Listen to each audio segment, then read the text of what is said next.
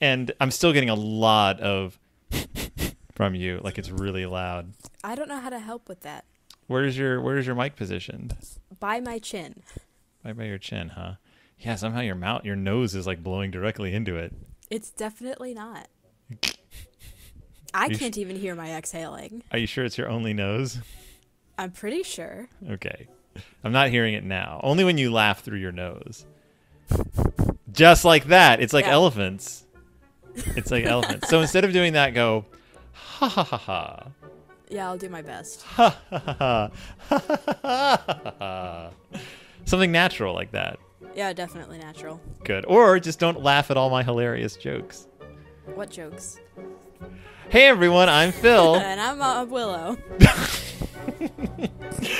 And it's Del Toro Toro time. You're late. You're late. With your Del Toro-y miss. Yeah, I was laughing. At all my jokes.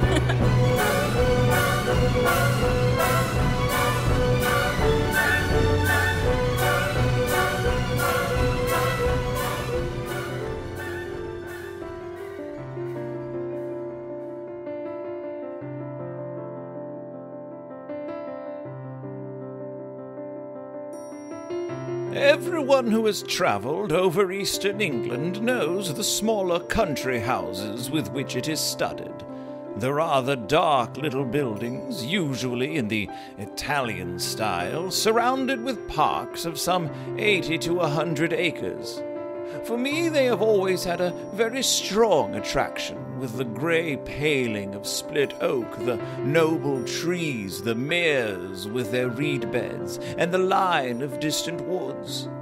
Then I like the pillared portico, perhaps stuck on to a red brick Queen Anne house which has been faced with stucco to bring it into line with the Grecian taste of the end of the 18th century. The hall inside going up to the roof, which hall ought always to be provided with a gallery and a small organ. I like the library, too, where you may find anything from a Psalter of the 13th century to a Shakespeare quarto.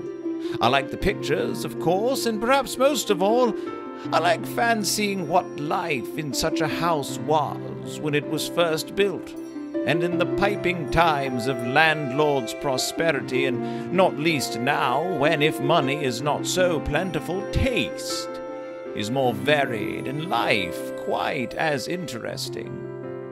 I wish to have one of these houses, and enough money to keep it together, and entertain my friends in its modesty. But this is a digression. I have to tell you of a curious series of events which happened in such a house, as I have tried to describe. It is Castringham Hall in Suffolk. So hi, welcome back to The Dark Descent. The darkest descent. The darkest descent of all. David G. Hartwell's The Dark Descent. Collection of short stories that we are covering because we can't be in the same room with each other to talk about movies, so we're doing short stories. Stories. And who is on the plate today? Who are we serving up a heaping helping of today? Mr. James. Didn't we make this joke last episode? Probably. M.R. James. And what is his story? He did the ash tree. Yep. He did the ash tree. That's not the name of the story. The title of the story is The Ash Tree. The name of the story could be He Did the Ash Tree. He did the ash tree, which would make sense because he tends to he has some long titles for his stories. So like, Oh Whistle and I'll Come to You, My Lad. When it's adapted, it's typically adapted just as Oh Whistle and I'll Come to You. That's only subtracting 2 words from or it. The Stalls of Barchester Cathedral are usually is been adapted as The Stalls of Barchester. So that's also just 1 word. But still, like, it's a few syllables, and so I can see where like he wrote the ash tree. If that was the name of the story, would be abbreviated as simply The Ash Tree. Yep. This is a fun topic. It's fun conversation to talk about. Fun things to think about. Let's play a mental game of how long could a title be? I don't know. Ask Fall Out Boy. Ask Mr. James. Let's see what's the longest title in this book. In this book? Yeah. Wow, I don't know. Why don't you dig that up? I'm doing that right now. And? I think that there's a long, long trail of winding. There's a long, long trail. Oh, that's in your copy of the book. I see. That's also that's in your my copy of too. the Yeah, book. yeah. There's a long, long trail of winding by Russell Kirk, which we'll be getting to in a couple of episodes. But there's also a little something for us temponauts. Temponauts. There's like repent, Harlequin, cried the TikTok man. Like there's like famous short stories that have incredibly long titles. There was a period of time, and I don't know when. Let me see, what was that one called again? The Long Trail of... I was just gonna say, was that written in the 70s?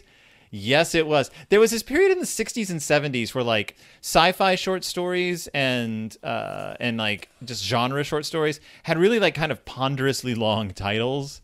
I think to sort of give them a sense of weight they didn't necessarily earn in the actual body of the story. Yeah.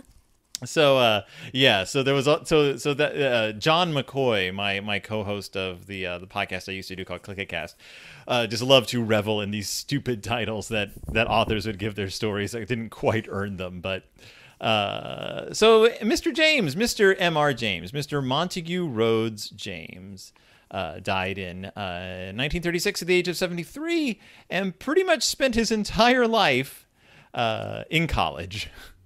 Nice. Pretty much. That was pretty much his life. He was as it says, if you just look at his bio, he was an author, a scholar. He was provost of King's College and of Eton College. Like he went to school and then he just stayed in school, just running schools. Well, he died when he was 33, you said? No, he died at the age of 73 in 1936. I thought you said 33. Okay. No, he died in 36 at 73. No, he had a good long life. He was part of a literary circle of writers who would entertain one another.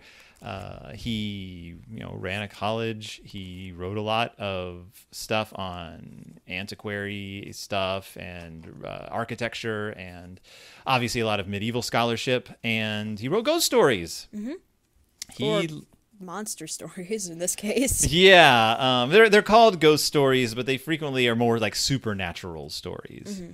I won't go too much into Mr. James because, and I'm saying Mr. James not as a joke. I won't go too much into him. There is a fascinating podcast in existence called The Podcast to the Curious. If you want to know more about M.R. James, they have been recording for, I think, 10 years now. Mm-hmm. They do fewer than 12 episodes a year. So it took them a while to get through all of M.R. James stuff. Now they're doing kind of like us. Now they're doing stories inspired by M.R. James or from his like circle of friends. Mm-hmm. So, but I definitely tune into a podcast to the curious. Those guys they rock. They're very funny. They are very insightful. They do their homework. Mm-hmm. All else I'll say about Mr. James is that he published several collections of short stories. The first one, Ghost Stories of an Antiquary, came out in 1904 and had 1, 2, 3, 4, 5, 6, 7, 8 of his first, I guess, basically his first 8 ghost stories. Mm-hmm. And these had appeared in a few other places before then in like literary magazines. But basically he would write basically kind of like a ghost story a year, more or less, at Christmas time, just to read to his friends and family, just to entertain people.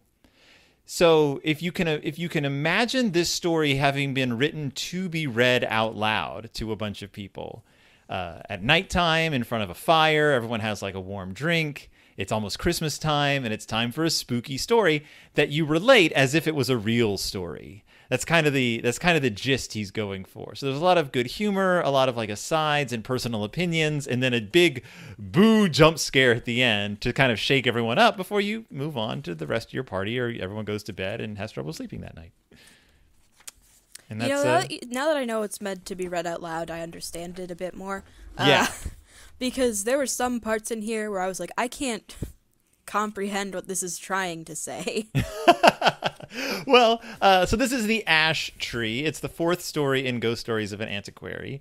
And it's an unusual choice, I think, because I imagine that Oh, Whistle and I'll Come to You, My Lad, Canon Albrecht's Scrapbook, The Mezzotint, The Treasure of Abbot Thomas, Count Magnus. There's so many other M.R. James stories that are, I think, scarier. But this one's odd and creepy. Okay, but the first story in this book was The Reach, so... It's true. Which wasn't scary at all. Yeah. And this one's got spider babies. Yeah. We'll get to the baby. You know what else has spiders in it that we need to record? What? Scary stories to tell in the dark. You know where there is a story that later on that okay. Do you know what collection of short stories contains a story that is a rewrite of a story that we will be covering in our next episode? Is it Scary Stories to Tell in the Dark? Yes. So yes, Scary Stories to Tell in the Dark very much continues the tradition of some of the stories that we are covering right now. We still need to watch that movie together. We still do need to watch that movie together. We need to watch any movie together. Honestly. So the ash tree is, well, kind of, if you can give me a quick rundown, like, what is it kind of about? About this guy who accuses this woman of being a witch because Mrs. Mother Soul. Yeah, she has a great name. I feel bad for her. Yeah. She's like kind of like a great person in the community, I guess. Some farmers really like her. They try and like keep her from getting executed. Doesn't work. Nope. They kill her. And she gets hung. Is she hung on the ash tree? I don't think she's hung on the ash tree, is she? I think that the ash tree itself is relatively unrelated. Yeah, she was not hung on the ash tree. No, yeah, it's it would make sense. Well, I guess it wouldn't make sense. Why would you hang someone on a tree in someone's random yard? It's not random. It's the guy who accused her. But that seems even worse. Yeah. So yeah, she's executed. Yeah. And she's pissed. Yeah. When she gets executed. They make a big deal about how angry she is when she gets executed. Right, and they also make a big deal about the fact that Sir Matthew Fell, the guy who accused her, essentially, didn't really want her to be executed. Like, he wasn't like champing at the bit to see an old woman hanged. Was she old? I thought she was young. I think in the book she's old, but in the adaptation she's young. Because the adaptation plays a lot more into like her like kind of attractiveness and his like attraction to her. But in any case, he doesn't want her really. He's not really into it, but he can't lie about what he saw. Yeah. Which was like just her like cutting some branches from the ash tree. Exactly. Yeah. So there is the ash tree, and he's like she had a weird looking knife. She was cutting off some branches, and they're like, I think she's a witch. And he was like, okay. Because he would say that like whenever she would always escape, but he couldn't tell how, and there would always be like an animal running away. A rabbit, which was considered a witch's familiar. Like a hare was considered like very much a witch's familiar. And the story takes place in the 1690s, by the by. With the witch craze going on. Right, so it's not unusual. I have many thoughts about the witch trials, but I'm not going to get into that right now. Yes, because these are shorter episodes. Yep. So then what happens to Sir Matthew Fell? He dies. Yes. Just his window's open, and the next morning he looks bad. The door was opened at last from the outside, and they found their master dead in black. So something bad happened to him. Yeah, so much you have guessed that there were any marks of violence did not at the moment appear, but the window was open. Yeah. He was not black before he went to bed. No. Which is unusual. So you're like, and they actually do like a rudimentary autopsy on him, and they're like, we can't figure out what happened to this guy. And also the women who carried him, their arms got swollen. Yeah, that was creepy. The women preparing the body, like they touch him and they're like, I can't feel my hands. Yep. Something's wrong. Yeah. So then his son inherits the house, the plot. Yep. And then dies. He dies after a long life, though. Right. Nothing bad happens to him. Yeah, no one stays in the same room that the original Sir Matthew? Sir Matthew stayed in. Right. There's no like they basically shut that room up. It's considered like kind of bad luck to go in there. Yeah. And it's just it's forgotten about. This is a huge, by the way, a huge like what is it called? What's the word I'm looking for? Like a mansion, like a palace. Yeah, it's there's so many rooms there's so many like places to stay. Like, they have guests. I can't think of what the word is that I'm looking for. A hall. It's a hall. Yes. It's a giant hall. Castringham Hall. It gets turned into a palace later, though.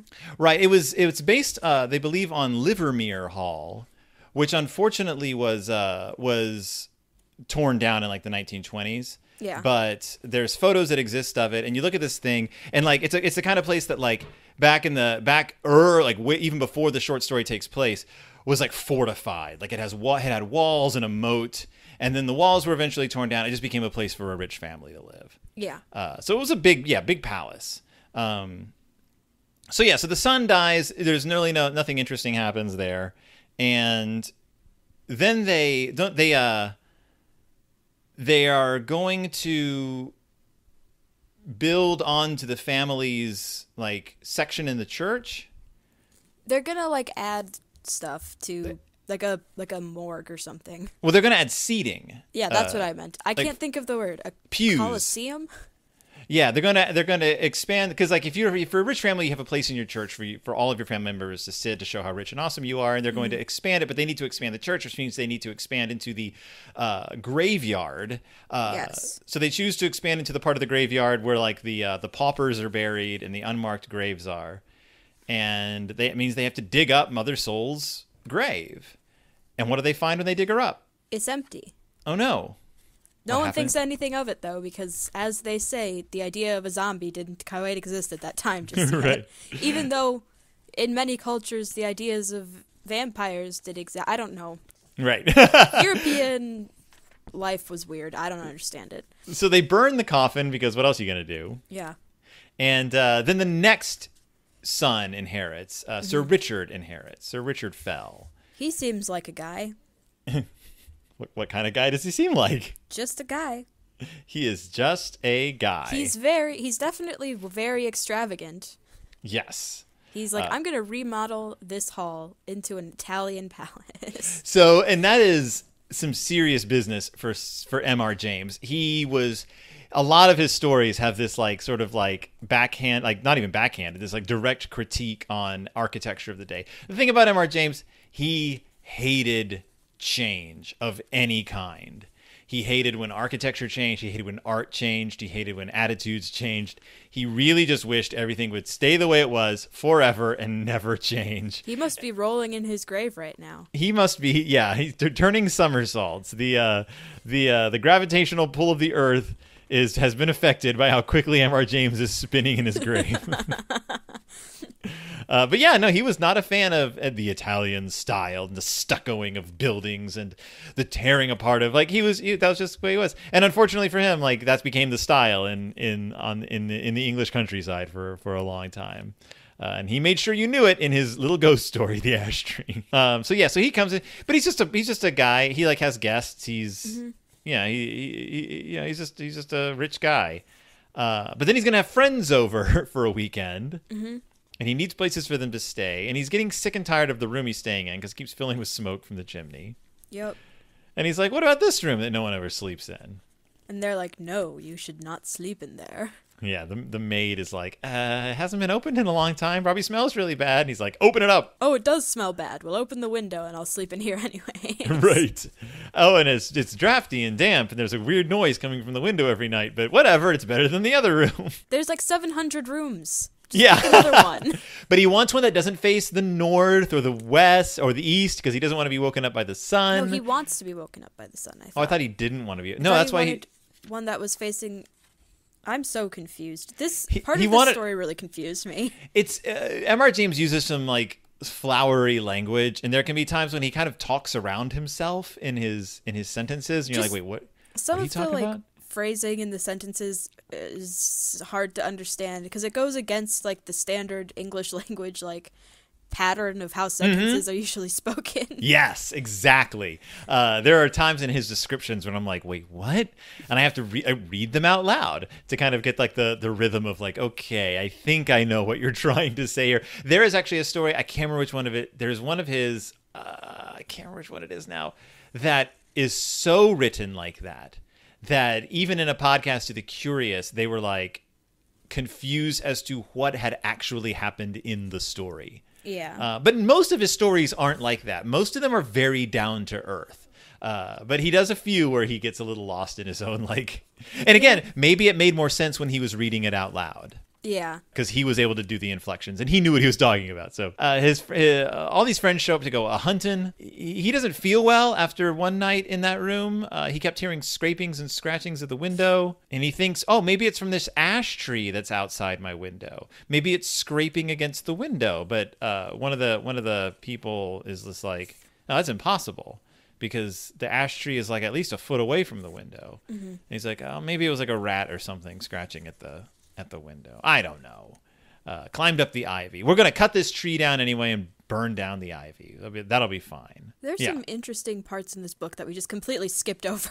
Oh yeah, so what have we missed?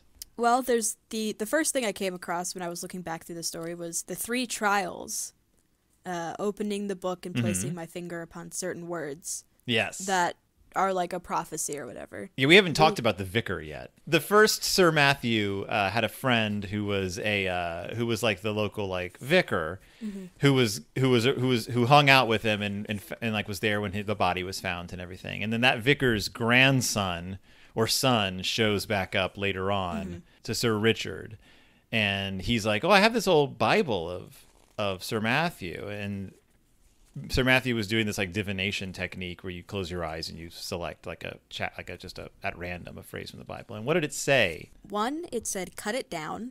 Mm-hmm. In the second, it said, "It shall never be inhabited." And on the third, it said, "Her young ones also suck up blood." Yeah. Is that an actual thing from the Bible? Yeah, those are actual passages taken wildly out of context. And when you put them together, cut it down. Go uninhabited, her young ones shall suck up blood. That's creepy. So he plays the game himself with the Bible, and he lands on what? Is it, "Thou shalt seek me in the morning, and I shall not be"? Yes. Yeah. So he played the game, and he found the passage, "Thou shalt seek me in the morning, and I shall not be," which is creepy again. It more or less comes to light, but we also passed over the Castringham sickness, which is that any animals on the land just die mysteriously in the night that haven't been locked up. Right? Yeah, they have to be locked away. If they're not, they'll just start dying, and no one can figure out what's going on. So Sir Richard is sleeping in the room that night.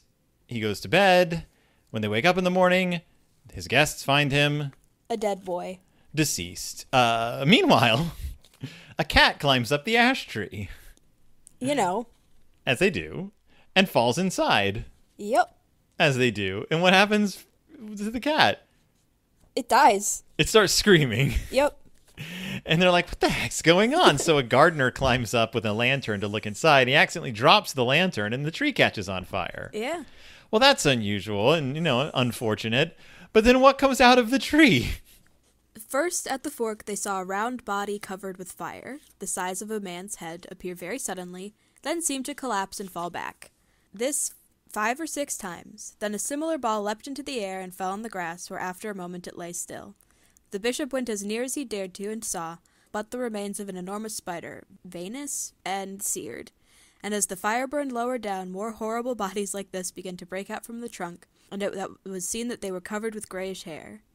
All that day the ash burned, and until it fell to pieces, the men stood about it, and from time to time killed the brutes as they darted out. At last there was a long interval where none appeared, and they cautiously closed in and examined the roots of the tree.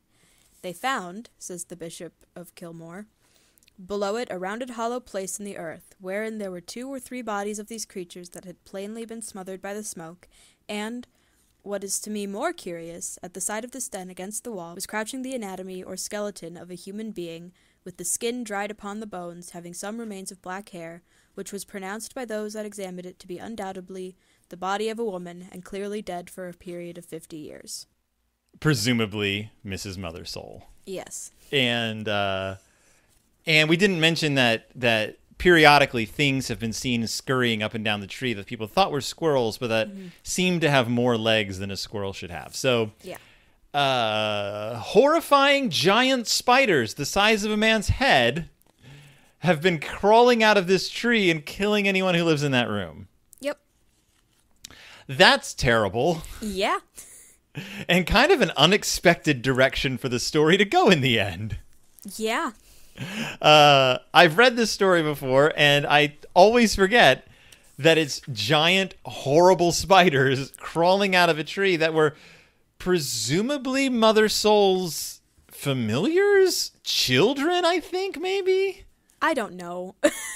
They're giant spiders. There will be guests in the hall, and it says that her children shall suck the blood. Her young ones also suck up blood.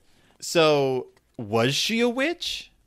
Or were there just giant mutant spiders in that tree and people took everything out of context? Why was she climbing the tree and making clippings? For her witchery? Was she trying to keep the giant spiders out? How did she get from her grave into the ash tree?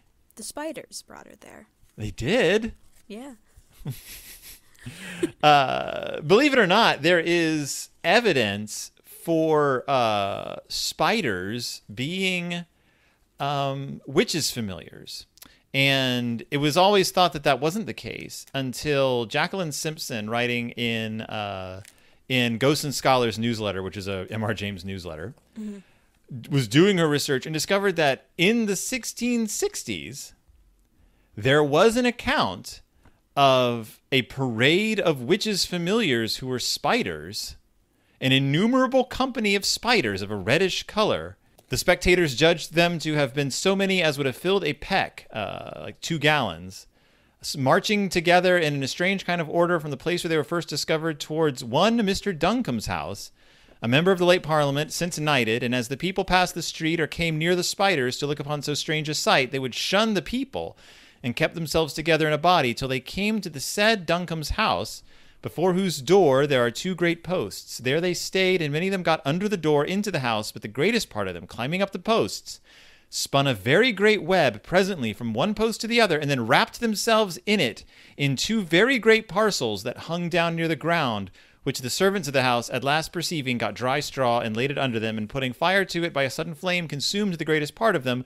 The number of those that remained were not at all considerable. All the use that the gentleman made of this strange accident, as far as we can learn, is only this, that he believes they were sent to the house by some witches. The theory is that M.R. James would have been aware of this account. Mm-hmm. Also that M.R. James, historically, was terrified of spiders. Yeah. I'm more off put by the fact that you said there was evidence that spiders are witches' familiars. Just that's what I'm more off put by. Why do you say that? I just haven't heard the phrase evidence and witches' familiars used in the same sentence before. Evidence that they were believed to have been capable of being witches' familiars in that era. Not that there actually were witch spiders, but that, because the theory before this was all discovered, people were like, well, there's no legends of witches ever using spiders as familiars. Like, there wasn't. Until this account was discovered, and people were like, oh, there was a time, a account of witches using spiders as familiars, and M.R. James was very likely aware of this account. So yeah, they shall seek me in the morning, and I shall not meet. By the way, is from Job. A lot of this information I am getting directly from a podcast to the curious. They have a lot of this in their notes, so this is not my independent research. They have done the work. Again, please listen to the podcast to the curious for more information on this. Now, this is a creepy story. Mm-hmm.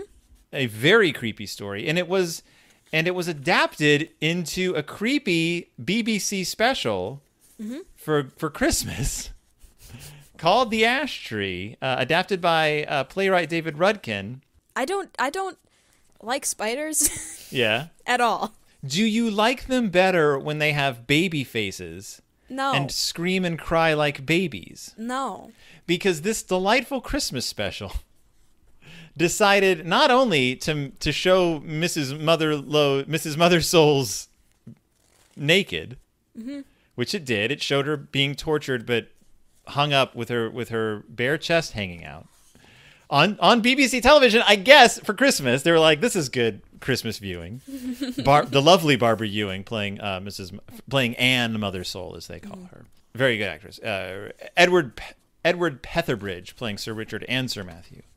They not only decided to do that, they decided to make the spiders baby face spiders. No thanks. These puppets that actually mewed and cried like tortured infants as they are crawling all over Sir Richard and Sir Matt. It's very disturbing. I don't like babies or spiders. And then when they find Anne Mothersoul's body under the ash tree, it is in a position with its legs up. The skeleton is as if it had been giving birth. Yep. So they really were just like, this woman birthed baby head spider monsters to torment the man who got her killed. Also, they really play up the like sexual like tension between Sir Richard, Sir Matthew, Sir Richard and Anne Mothersoul. Like, he's obviously attracted to her. He's lusting after her. And unlike the original short story, it's not told linearly. It's told in flashbacks. So Sir Richard moves into the house and he begins having flashbacks to his ancestors' experience, which I think is somewhat effective. It's a little confusing, but it's somewhat effective. Partly confusing because it's the same actor and it's a very low budget, so like it's hard to tell when they jump from period to period. But in the new version, in the TV version, Sir Richard has a fiance who shows up. And do you know who plays the fiance? No. The fiance is played by the lovely and talented Lala Ward, best known for playing the second Romana on Doctor Who. Oh, nice. The incredible Lala Ward, formerly spouse to the loathsome Richard Dawkins. She was married to she was introduced to Richard Dawkins by Douglas Adams back in the 90s. They got married, and then in 2016 she separated from him. They say as an amicable separation, but I don't imagine it could possibly have been amicable because Richard Dawkins is such a... I don't know anything about Richard Dawkins. Richard Dawkins is a biologist, a very famous biologist, evolutionary biologist. He very well respected as a scientist. He wrote the book The God Delusion, which popularized the notion of atheism and actually began almost single-handedly began the new atheist movement back in the early 2000s, which was a relative at the beginning. It was relatively positive for atheists to be able to say, like, I am an atheist. But then he quickly got his own head stuck in his own bottom. Dawkins contends that a supernatural creator almost certainly does not exist, and that religious faith is a delusion. A delusion. That's the point of the God Delusion. And he became extraordinarily anti-Muslim. Great. Extraordinarily, his sexism started just vomiting out of his mouth.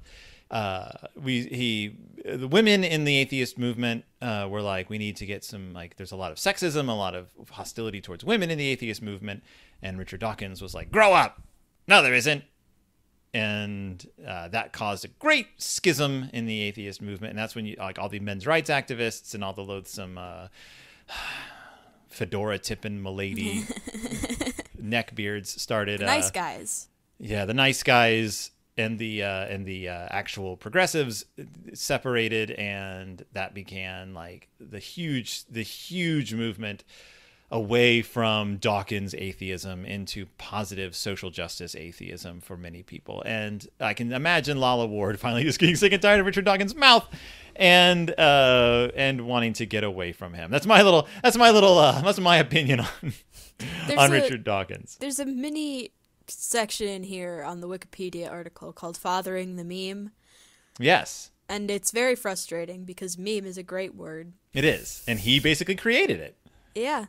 It was his word. Like, it's so wild that, like, I knew the word meme from The Selfish Gene, and then it suddenly started becoming a term, and I was like, what? Like, the term meme? And then, yeah, it was, yeah, the word meme is all things to him.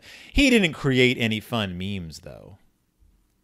He didn't create, like, It's Your Boy. Like, he didn't create that. He didn't create I Can't Has Cheeseburger.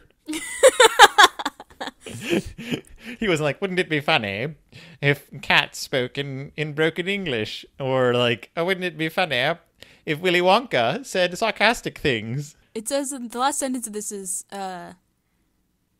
James something describes Dawkins' concept of the meme as his most famous, memorable invention, far more influential than his selfish genes or his later proselytizing against religiosity. Yeah. That's a sentence. Yeah, Richard Dawkins got lost somewhere inside his own ash tree. Ass tree. His ash tree. So the David Rudkin, Lawrence Gordon Clark directed the adaptation, and it's a little slow, honestly. I think that this story could have been told in like a 15 to 20 minute mini thing. Yeah. But it's available. If you Google it, you can watch it. I think it's fine. Fine enough. Like I don't like how like in your face it is. Uh-huh. I think it loses something because of that. Mm-hmm. The spider puppets are weird, but I enjoy weird puppets and animatronics. Yeah, I think they're cool. I just think that it lost some of its spookiness because it was so like upfront about what everything was. Yeah, but it was unlike very in your face, like I said. Yeah.